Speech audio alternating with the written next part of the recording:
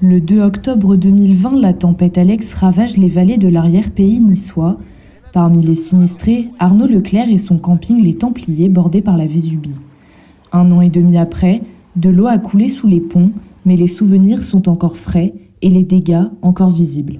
L'eau est arrivée d'en haut là et ça a dévasté ici. Ça commençait à venir par là. Et en fait, j'ai sauté dans mon tractopelle et je suis allé sur mon camping et j'ai dévié la rivière qu'il y avait sur mon camping en fait. J'ai dévié la rivière ici, j'ai cassé la digue là-bas pour que l'eau reparte là-bas. Dans l'instant, Arnaud ne voit pas le danger. Il ne pense qu'à une seule chose, sauver son entreprise. Un terrain vierge qu'il a acheté en 2015 pour le transformer en camping. 5 ans après, le pont piéton en amont est détruit par la force des eaux. Ce flot incontrôlable inonde sa propriété et provoque des glissements de terrain. L'eau était déviée dans la rue, vous voyez les voitures là-bas. Du coup, où il y a les voitures là-bas, l'eau est arrivée de là. Et donc, elle est passée par mon portail d'entrée. Et donc, il y a eu un torrent dans la rue. Et donc là, et moi j'habite en dessous le camping. Donc toute cette eau, qu'est-ce qu'elle fait? Vu que j'habite en contrebas, elle descend chez moi. La veille de la tempête, Arnaud évacue 40 personnes de son camping, avant de lui aussi se résigner à quitter les lieux. En moins d'une journée de pluie, le bilan est catastrophique. 10 morts, 8 disparus, 13 000 sinistrés et plus d'1 milliard d'euros de dégâts matériels sur les 3 vallées. Le paysage en reste aujourd'hui complètement bouleversé. La végétation a disparu, laissant place au gravat. Vous voyez le village? On va mieux voir comme ça. Je le voyais pas. On voyait que le clocher quoi. Le village, je le voyais pas, je l'avais jamais vu avant. Après la tempête Alex, il y a l'ouragan Wes. Wes, ce sont les bénévoles de l'association Week-end Solidaire. Ils se sont encore une fois levés tôt pour une mission de taille. L'enjeu est aujourd'hui crucial.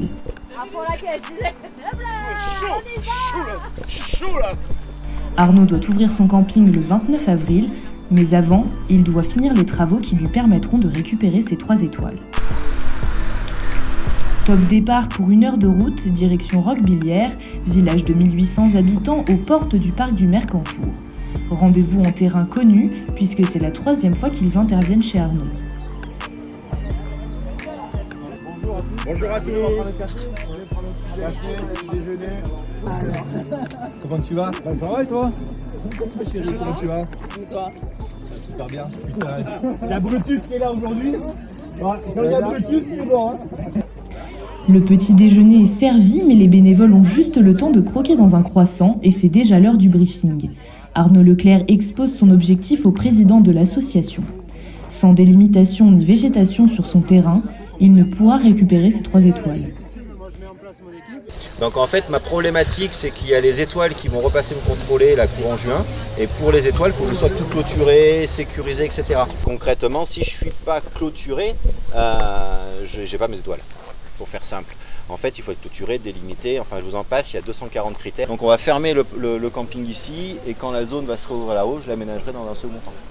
Donc là-haut, il va y avoir une dalle en béton à faire avec le champion spécial béton pour mettre le portail.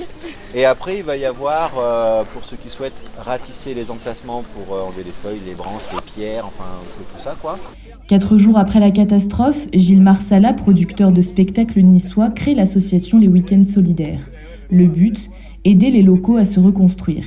Bon, allez, on y va, briefing, on y va, allez. C'est déjà le 100e chantier et pour l'occasion, il remercie sa grande famille de bénévoles, sans qui rien n'aurait été possible. Un petit peu de respect, s'il vous plaît. Le président.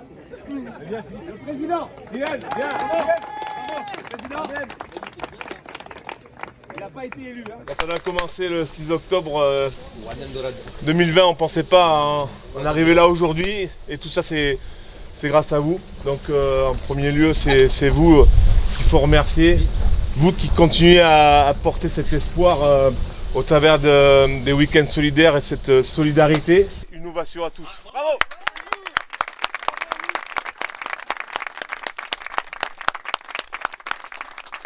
Bien. Et maintenant, c'est l'heure d'empoigner pelle et râteau pour s'attaquer aux travaux. Arnaud voit son terrain grouillé de bénévoles, une aide précieuse. Chacun s'affaire à sa tâche dans la joie et la bonne humeur. Comment se servir d'un talkie-walkie? C'est pratique les talkie-walkie. Appuie sur le bouton avant de parler. Allô, quelqu'un voit Enzo, cherchez Enzo. Enzo, c'est le fils d'Arnaud. Son nom est sur toutes les bouches. Le jeune homme de 19 ans est extrêmement sollicité. Il a vu le camping naître et dépérir. Il s'implique déjà comme si c'était le sien. Je vais faire le tour pour ouvrir tout le monde. Ce matin, il a la chance d'avoir toute une équipe de bénévoles avec lui pour remettre au propre les mobil-homes. Là, c'est tout remettre en place pour la saison, tout simplement. Ça, c'est tout le travail que normalement on a déjà dû faire, mais on n'a pas encore eu le temps. Et en fait, c'est toute la remise en place. De l'intérieur et de l'extérieur. De l'intérieur et de l'extérieur pour que ça fasse propre. Pour que ça fasse propre et pour qu'on puisse réouvrir très rapidement. En col blanc la semaine, ce week-end, cette Canoise a sorti sa version de la tenue de chantier pour attaquer les travaux. Émue par la situation d'Arnaud, c'est la seconde fois qu'elle vient aider. Le râteau à la main, elle remet au propre les extérieurs, tandis que d'autres nettoient les intérieurs. Je trouvais que quand on est dans la difficulté, et il faut toujours se faire aider. Et puis moi-même j'ai été inondée à Cannes, donc je sais ce que c'est. On a toute ma résidence, on s'est regroupés pour ranger nos garages, nettoyer nos parkings. Et je trouve que ces gens-là, ils ont eu des dommages tellement plus importants. Et comme moi je veux être utile, je me suis dit je vais faire ça. On va en faire un autre. Toutes deux membres de l'association depuis octobre 2020, Ghislaine Biccini et Chantal May, donnent un coup d'éclat au mobil-home. Elles ont connu tous les chantiers avec Arnaud et n'ont pas perdu leur enthousiasme et leur esprit d'entraide. C'est depuis octobre 2020, depuis le début de l'association que je suis là, et c'est parce que je connais les vallées par les randonnées, et ça m'a tellement touchée que je me dis il faut que j'y aille. Et voilà, quand il y a eu l'appel à l'aide de Gilles, de suite j'y suis allée. Et ça fait depuis un an et demi maintenant. La première fois qu'on est venu en novembre 2020, il nous a dit en une journée, vous m'avez fait gagner 2 mois de boulot. Là, les courbatures à la fin de la journée, c'est pas grave, ça, son sourire, ça vaut tout, quoi. C'est génial. Quand après on est revenu une deuxième fois, on lui a vachement aidé et il a dit il faut que je puisse avoir l'autorisation pour ouvrir le camping. Et il nous a fait un message sur notre groupe en disant 1000 merci, c'est bon, j'ai l'accréditation, je peux ouvrir. C'est super gratifiant. Celui-là, c'est le numéro, on fait avec 33. Si les WES sont émus d'aider Arnaud, Arnaud est d'autant plus ému de l'aide des WES. Sans eux, il le confie, il ne sait pas où il serait. Le premier chantier, je sais même pas si je l'aurais fait, je sais pas si on n'aurait pas tourné la page, je sais pas. C'était trop... Il y avait trop de travail. Trop de travail. Sans eux, j'aurais peut-être pas redémarré. Déjà, l'année dernière, j'aurais pas ouvert. C'est sûr.